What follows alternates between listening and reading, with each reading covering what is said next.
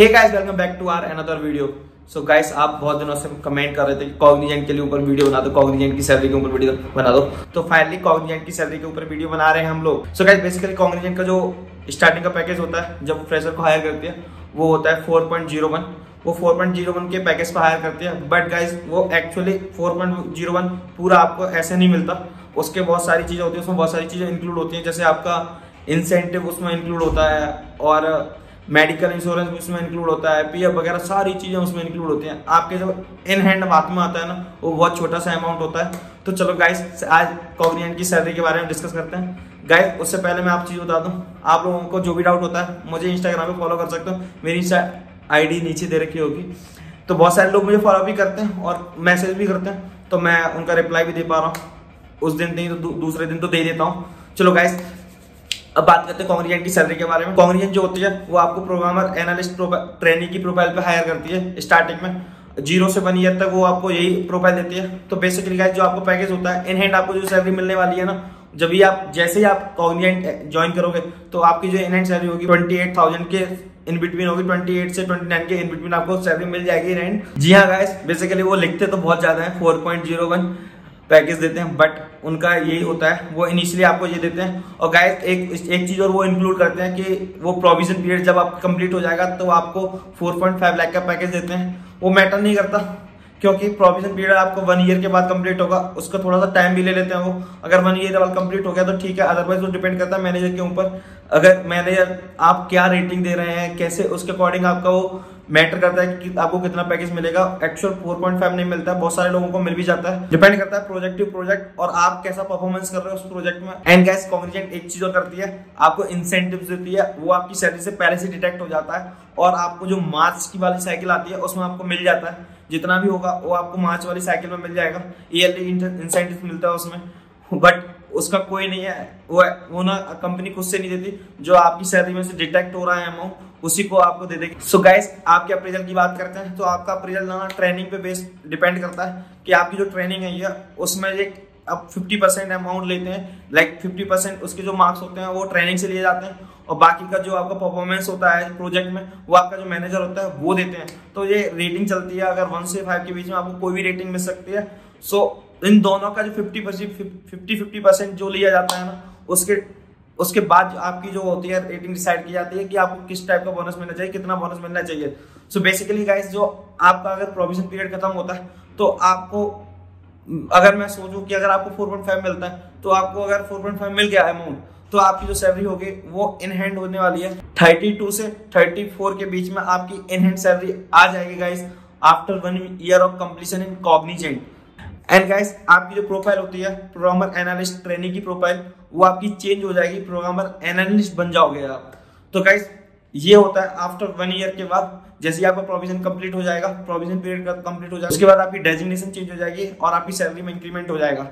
ये डिपेंड करता है प्रोजेक्ट टू प्रोजेक्ट। मैंने पहले ही बताया, कुछ लोगों को नहीं मिलता है 4.5 का पैकेज, कुछ लोगों को मिल जाता है। And one more thing guys, जो आपका एग्जाम्स होते हैं ना कॉग्निजेंट में, उसके बेसिस पे आपका अप्रेजल होता है। वो चीज ध्यान रखना, जो आप एग्जाम में जितना अच्छा करोगे ना उतना ज्यादा आपको अप्रेजल अच्छा मिलेगा एंड मैनेजर की जो रेटिंग होगी वो भी अच्छी मिल जाएगी, क्योंकि आप प्रोजेक्ट में भी बहुत अच्छा कर रहे होंगे। तो बेसिकली डिपेंड करता है आपकी ट्रेनिंग पे, और ट्रेनिंग के बाद उसके एग्जाम्स होते हैं वो आपको क्लियर करने होंगे, उनमें मार्क्स होते हैं। वो अगर आप अच्छा लाएंगे ना तो दोनों का इंक्लूड करके ना, मैनेजर का एंड जो आपके मार्क्स आए हैं उनका इंक्लूड करके आपकी टोटल रेटिंग बताई जाएगी। वो आपका सुपरवाइजर डिसाइड करेगा, फिर वो एचआर को देंगे कि भाई ये बंदा ऐसे परफॉर्मेंस कर रहा है, तो उसके बेसिस पे आपकी सैलरी हाइक होती है। And one more thing guys, Cognizant में कोई ज्वाइनिंग बोनस वगैरह कुछ नहीं मिलता। मैंने ऐसी कोई न्यूज नहीं सुनी कि ज्वाइनिंग बोनस मिलता है। मैंने जितनी बात की जिनसे भी, उन्होंने बोला कि कोई ज्वाइनिंग बोनस नहीं मिलता कॉग्निजेंट में। अभी अगर उन्होंने इंक्लूड कर दिया हो तो पता नहीं, बट अभी तक जिससे मैंने बात की है उन्होंने तो बोला कोई ज्वाइनिंग बोनस नहीं मिलता। एंड जैसे ही आपका 2 ईयर कंप्लीट हो जाएगा, आपकी जो सैलरी हाइक होगी फिर दोबारा से बढ़ जाएगी। वो डिपेंड करता है प्रोजेक्ट के ऊपर, कंपनी का परफॉर्मेंस के ऊपर, कंपनी कितना अच्छा परफॉर्मेंस कर रही है। आज जितना अच्छा कंपनी परफॉर्मेंस करेगी और आपका जितना अच्छा प्रोजेक्ट परफॉर्मेंस करेगा, उसके बेसिस पे आपकी सैलरी हाइक बहुत अच्छा होती है। तो कॉग्निजेंट में मैंने सुना भी है थोड़ा सा अच्छा हाइक मिल जाता है एज कम्पेयर टू इन्फोसिस। तो आपकी जो सैलरी होने वाली है आफ्टर 2 ईयर कंप्लीशन वो आपको मिल जाएगा 6 से 8 लाख के बीच में आपको सीटीसी मिल जाएगा। एंड जो आपको अगर इन हैंड सैलरी की बात करें 45 से लेकर 48 के बीच में आपको इन बिटवीन मिल जाएगी सैलरी, आपको इन हैंड आ जाएगी। ये आफ्टर 2 ईयर कंप्लीशन के बाद है, बट आपकी डेजिग्नेशन चेंज नहीं होगी। डेजिग्नेशन जो नेक्स्ट डेजिग्नेशन चेंज होती है वो एसोसिएट की डेजिग्नेशन मिलती है, वो डिपेंड करता है प्रोजेक्ट पे एंड आपका परफॉर्मेंस पे। वो ऐसा कोई लेवल नहीं है कि आप 1 ईयर कंप्लीशन के बाद या 2 ईयर कंप्लीशन के बाद आपकी डेजिग्नेशन चेंज हो जाए। आप जितना अच्छा परफॉर्मेंस करोगे प्रोजेक्ट में, आपका मैनेजर जितना आपसे हैप्पी रहेगा कि भाई हाँ बंदा सही काम कर रहा है, उस पे आपको आपकी डेजिग्नेशन दोबारा से चेंज होगी एंड आपका हाइक ही बढ़ जाएगा। वो हाइक आपका काफी अच्छा हो जाएगा, मतलब लाइक आपको 7 से 9 या 9 से 10 के बीच में आपको हाइक मिल जाएगा अच्छा खासा। तो जैसे 3 ईयर कंप्लीट करोगे ना, तो आपका जो इनहैंड सैलरी होने वाली है वो आपको सीटीसी के अकॉर्डिंग मिल जाएगी। जैसे आप 3 ईयर कंप्लीट करोगे कॉन्ग्रेंट में, आपकी जो सैलरी होगी 50 क्रॉस कर जाएगी गाइस।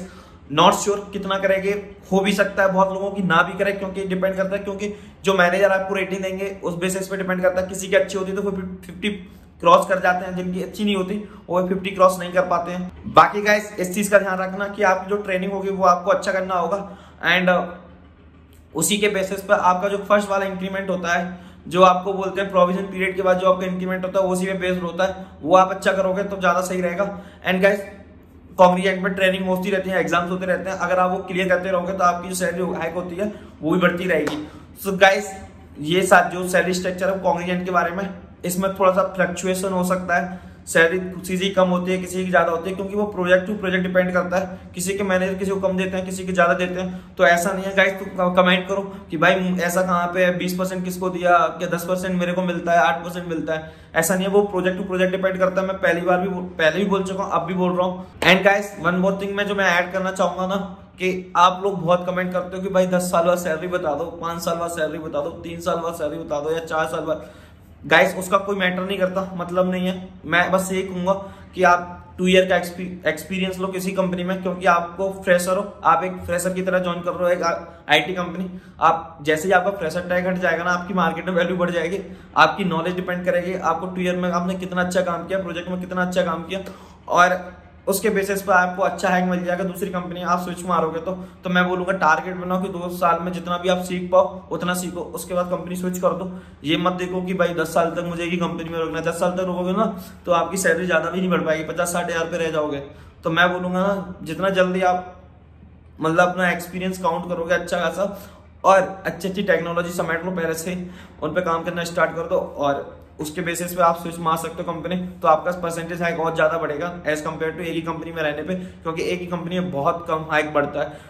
नॉट ओनली कॉग्निजेंट या फिर इन्फोसिस, सारी कंपनियों को ऑलमोस्ट सेम होता है, बस कुछ कंपनियों में थोड़ा बहुत ज्यादा बढ़ जाता है। बट ऐसा नहीं है कि आपको 40% हाइक देते हैं या 50% देते हैं या फिर 80%। कोई नहीं कंपनी देगी। आप एक ही कंपनी में रहोगे तो नहीं मिलेगा, वो आपको तभी मिलेगा जब आप कंपनी स्विच करोगे। कंपनी स्विच कर दोगे तो आपको अच्छा % हाइक मिल जाएगा। सो गाइस इस वीडियो की एंडिंग यही करते हैं गाइस, मिलते हैं नेक्स्ट वीडियो में। Till then bye.